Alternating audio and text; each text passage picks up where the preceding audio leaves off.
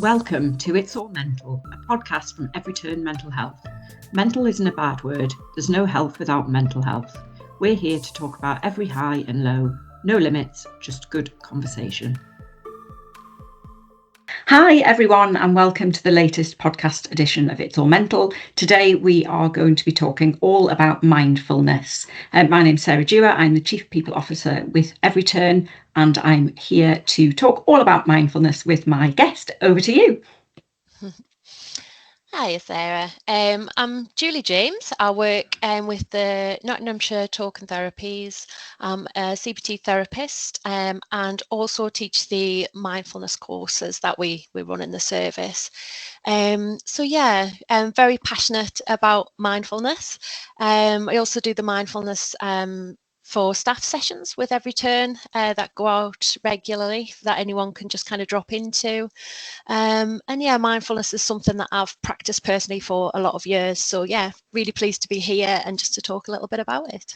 Fantastic. Yeah, I'm absolutely delighted that we have you here. You are absolutely an expert on mindfulness, and I know the work that you and the team have done with our staff internally in Everyturn has been hugely appreciated. So we'll start off for people listening, really exploring what mindfulness actually is. It's a phrase we hear a lot.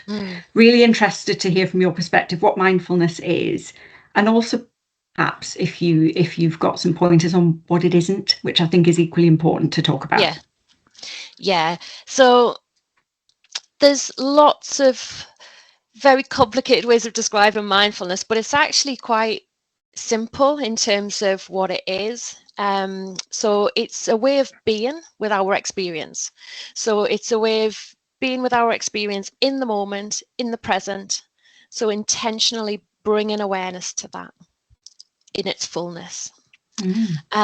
So often people talk about this kind of idea of needing to kind of clear our minds, or mindfulness is about sitting cross-legged and practicing and being very still for hours on end, and we don't have to strive for any of that. It's just about anyone can practice mindfulness as long as we can bring that awareness to our experience, and that's something that we can all do. Interesting. And why is this such an important area for us to be talking about, and why is it so important for people to be thinking about? So I guess in terms of this way of being with our experience, it sounds quite simple. It sounds like, well, yeah, that sounds like something I do. I'm here, and I'm aware that I'm here. But often as human beings, we go about our business on autopilot. So we're often kind of living up here in our heads, and we're thinking a lot. We have this amazing capacity for thinking, for analysing, problem solving. We have this amazing capacity as human beings to think. And it's just something that we're doing constantly, isn't it? From the moment we wake up, all the time, we're taking in all of this information and making sense of it. And we do that constantly. So often when we do that, we are not aware of the more kind of fuller experience. So just to give you an example, like say, how many times have we perhaps been on, I don't know, go for a walk following a difficult meeting at work, or we might have had an argument with like a family member or a friend, and we go on that walk and we might be there for sort of 20-30 minutes, and we come back. And if somebody said to us, what did you see? What was the sky like? What was the colour of the flowers? What did you hear? We might not be able to answer any of that, because we might be on the walk physically, our bodies are there, but in our heads, we're kind of completely somewhere else. So even though that thinking part of the brain is really great, it often takes us away from where we actually are. So while that ability to problem solve and think can get lots of things done, it can also take us away. So often we're not connected to the pleasant things that are happening to us. And if there are difficulties, we can end up being really caught up in those because we're focusing on those internally. So we can, this great capacity that we have for thinking and problem solving, if we have a problem that's out in the world, we as human beings, we can say, yeah, let's do this, let's fix it, let's make this better.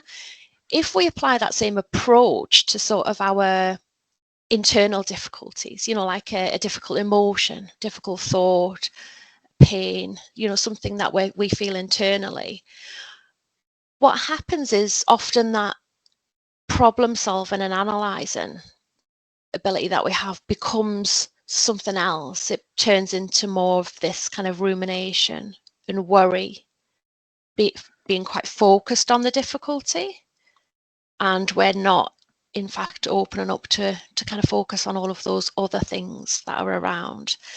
So it becomes unhelpful rather than helpful.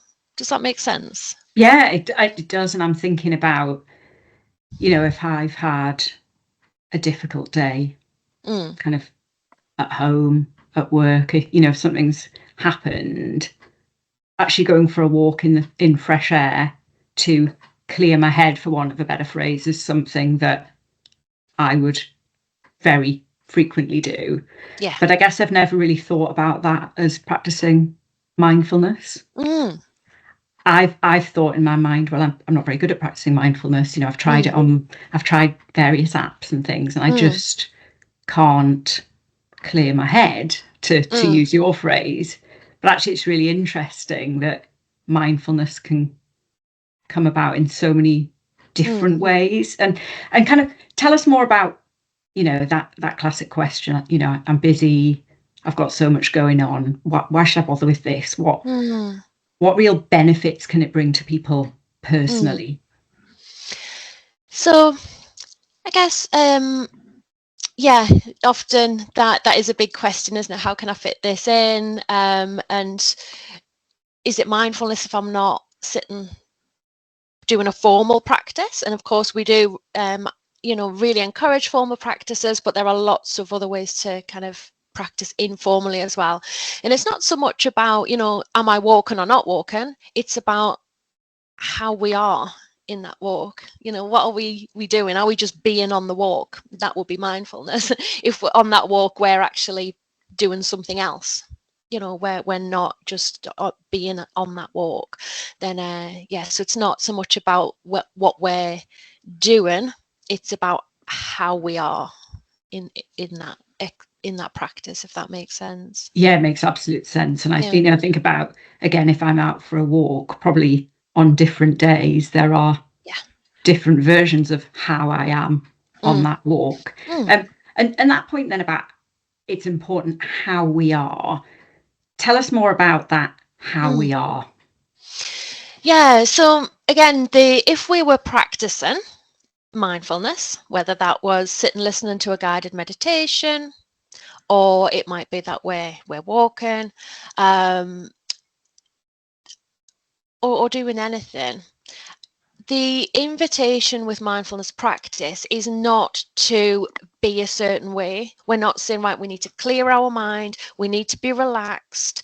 It's about bringing awareness to how we actually are. So we can be aware of all of that thinking. That's part of the practice. We can notice all of those thoughts in our head. We can notice how we're also feeling emotionally. We can notice the physical sensations in our body. We can notice all of the kind of external environment that we're in and how we're receiving that, through our senses. So we're hearing, we're seeing, we're getting all of this kind of information all the time. So the invitation with the practice of mindfulness is to notice all of that, but without doing anything particularly with it. So we can, for example, we might notice those thoughts, but rather than being caught up in those thoughts, we're able to go, oh, there's that thought where I'm thinking about the argument, I'm thinking about the meeting. And then we would notice that and come back to what's happening right now. Because our thoughts can be from the future, we're forecast, don't we? We look to the future. We worry often about the future, or we think, or we plan, or we're looking behind us, we're remembering, we're thinking about something, or we're kind of thinking how we would like things to be right now rather than how they are. So the mind can kind of time travel, but the body and our breath, which we use the body or the breath as a focus point in our meditations, because they're always here and now. They're always right here in this moment. So when we're noticing that kind of how we are, we're noticing the fullness of how we are. So we're noticing the body, we're noticing the emotions, and we're also noticing the thoughts. We're not trying to get rid of those, but we're not just kind of blinkered and in those thoughts. Mindfulness practice encourages us to kind of stand back and be able to look at the thoughts rather than being in them, if that makes sense. Yeah, it really does, and I think this is really enlightening for me. Tell us more about the work you've been doing in Everyturn with our staff groups to encourage mindfulness, and how those sessions run as well. It'd be really interesting to hear a little bit more about that. Yeah, so there's a team of us and we rotate, just do very brief online practices that anyone can drop in. And it really is an invitation to step out of, we talk about this kind of doing mode and being mode in mindfulness. So the doing is what the brain is always doing. It's always active. It's always doing something.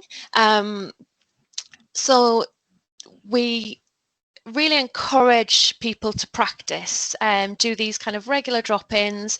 It's an opportunity just to be for a moment, and everything else is still there. We've still got the work, the commitments, but it just gives our full systems a chance to kind of step out of that busy mode for just a short while and just to focus on how we are. And that it's not necessarily to come and relax. You might stop and realize that you're not relaxed. You might stop and realize that actually I feel exhausted, or I feel feel very kind of, I'm noticing that I want to get on, and I've got this meeting and I've got this work to do, but we can just notice all of that's going on. And the idea is that if we periodically do that and check in with what's really going on rather than just what we're thinking, it allows us, if we really know what's going on for us, then we can respond wisely to what we need rather than just that kind of automatic treadmill, of kind of thinking, doing, reacting. And yeah, I know it very well. So and we'll come on to some resources and things at the end of this, but for people who are listening, thinking, actually there's some real benefits to mindfulness, but I just don't really know where to start or how to do this. Like I say, we'll talk about resources, but can you tell us a little bit more about, I guess, on a practical level, the different ways in which people can practice mindfulness and how they can perhaps get started on that journey if it's something that feels a little bit, perhaps, I don't know what the word is, but intimidating perhaps, or just confusing, or I'm just not sure where to start with this. Yeah, there's so much out there, and sometimes we can feel a bit swamped to where to start. So the first thing I would say is that it's what in mindfulness practice, you're really encouraged to check in with what's going on with yourself. So it's already there. It's already you. You don't need to be intimidated by that. It's what's going on. We can do that kind of formally by joining groups that are out there. We can do that by practicing on our own. Often people do want support at first, because if we have kind of been on this kind of treadmill for a long time and we're not really checking in with ourselves, it can feel quite daunting, to suddenly stop and to think, how am I feeling? What do I need? And particularly if we find that we're not feeling great, that can feel quite difficult to sit with.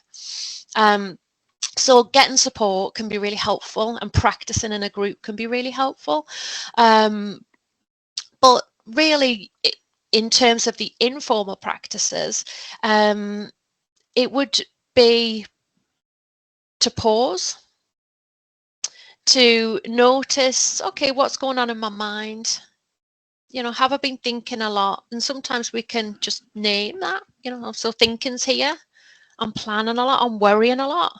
And it's just observing that.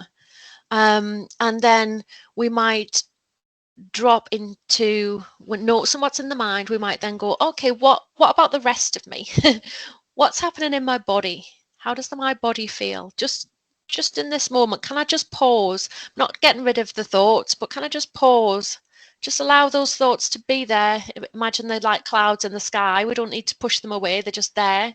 But we maybe don't need to kind of get pulled along with them, if you like. So we can just know that the thoughts are there. We can drop in, and we usually would kind of anchor to either how the body is feeling. So we might feel the soles of the feet against the floor. We might bring our awareness to our breath if that feels okay. And everyone's different. So bringing the awareness to what's going on in your body might be very different for well, it will be very different for all of us.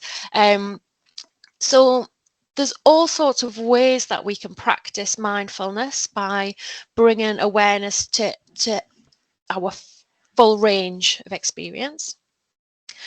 I would say to do guided practices, which again we can share some resources for some free guided practice, is always a good place to start. But it's not just about what we do, it's really important to mention how we practice. Yeah, so definitely. Mindfulness is not just about bringing awareness any old way. It really is about the attitudes that we bring that awareness with are so important. So when we teach mindfulness courses, from the off, we would be really making sure that people are aware that we are doing this with real kindness to ourselves. We are bringing this real gentleness. We talk about this kind of gentle curiosity that we're bringing to ourselves, patience, and real compassion. You know, we are human beings, often going through lots of difficulty. You know, we all suffer in some sort of way. And sometimes in our life more than others, you know, that we may find sometimes are more difficult, more challenging. So we would always be saying that when we're turning towards how things are, we're really doing that with a sense of self-care. So we always have choice when we're practicing. And if something doesn't feel right, you know, if you kind of sit with the breath and all of a sudden you think, oh, actually, that's making me feel really anxious, I don't like that. You know, you may choose at that point to go, okay, I wonder if it would be better for me to think about the soles of my feet. So it's not about doing anything that, you know, pushing yourself, striving, I should be doing this, I need to do it a certain way. It's really about feeling into what feels right for you and exploring those different mindfulness practices. For some people, it might be sitting with the breath. Other people might want to do some mindful movement. We talked about walking. Yeah. So maybe lying down and focusing on different parts of the body. So there's all sorts of ways that we can practice. So I'd really encourage people to experiment with what works for them, really. But Yeah, experiment with that real gentle curiosity. Yeah, absolutely. And I really like the phrase mindful movement. That is certainly, from my perspective, is a really interesting one, because I guess this is just different for everyone, isn't it? Yeah. What benefits has mindfulness brought to you personally? Oh, so for me, I've practiced mindfulness or meditation in some form for many, many years, on and off. And then I had a very kind of on and off relationship with meditation over many years. But I think I've had a regular practice since about 2016. Okay. And for me, it really helps me to notice the pleasant. To notice and really kind of savor those nice things in life, to savor those pleasant moments, those times when it could be so easy for us to miss. I think, so easy for me to miss if I'm caught up, and I am somebody who can easily get caught up in my head, and know before I know it, that I've just been not present at all, and that can be quite helpful if you're in a really boring lecture or something, and you can wander off in your mind.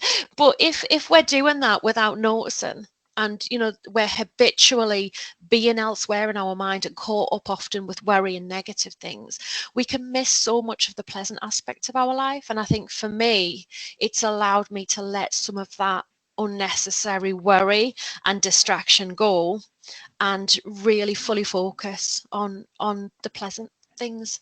And saying that, it has helped me as well to be more compassionate with myself when there are difficulties, when we do go through difficult times. Julie, I absolutely love that. Notice the pleasant. I mean, if there is ever a phrase for why this is something that people should be really considering and prioritizing for themselves, noticing the pleasant in life has to be really the most compelling reason. I absolutely love that. There's so much we could talk about with this, but before we finish, it's really important to talk about resources. Now, I get that there are a lot of resources out there, and we can absolutely do some signposting alongside with this podcast. But where would you recommend people starting when they are looking and seeing lots and lots of different options? Yeah. So I think the most well-known things are the kind of apps, Headspace, those sort of things, and they're great. They kind of have lots of short practices, really accessible. So yeah, they're often a place that people want to start. There's also more kind of group-based things that people can connect to. So there's free live practices that people can attend throughout the week. So think places like the Oxford Mindfulness Centre, and we'll kind of list maybe some in the resources. There's where you can just drop in. So again, you can drop in with or without your camera. You can do that. Obviously, we have the Everyturn staff drop-ins. The talk and therapy services across the country, they offer mindfulness. Often, a lot of them offer mindfulness for depression. So MBCT is the mindfulness for depression course. If somebody wanted to do a more formal course with a trained mindfulness teacher, and that's a treatment that people can access for free. Some of the services offer mindfulness for health, so for people with long-term conditions. But there's a community forum which is online, which is by the Breathworks organisation. They're a not-for-profit organisation, international organisation that do so much accessible, free online stuff that people can get on board with, join, and the community is free to join. So that's the community, Breathworks community of practice, and we can put a link to that as well. Fantastic. Yeah, that is incredibly helpful, because like I say, there is so much out there, and to know about the different options on an individual and a group basis is really, really helpful. I can't thank you enough, Julie, for sharing your expertise with us. It's been really, really interesting. I have got a lot to think about with my own mindfulness practice and really encouraging that with others. So I found this personally really, really interesting. And I'm sure everybody who's listening or watching will absolutely agree with me. Before we finish up, is there anything you would add just as we finish up this session? I don't think so. I think the main thing that stood out for me was that, thinking that people might be put off or intimidated by practicing. And I would say that, to me, the great thing about mindfulness is that we don't need any knowledge or skills. We don't need other people to tell us what to find. We just need some space and ourselves, and to trust ourselves a little bit, and to give us the space to see where we're at and how we can care for ourselves. And I think we don't need any special skills for that. We just need to give ourselves the time and the permission sometimes. Marvellous. The time and the permission, absolutely. Thank you so much, Julie. It's been a really, really enlightening conversation. Thank you. Thank you. Thank you for listening to It's All Mental, a podcast from Everyturn Mental Health. If you enjoyed this episode, remember to follow, rate and share, and see you next time.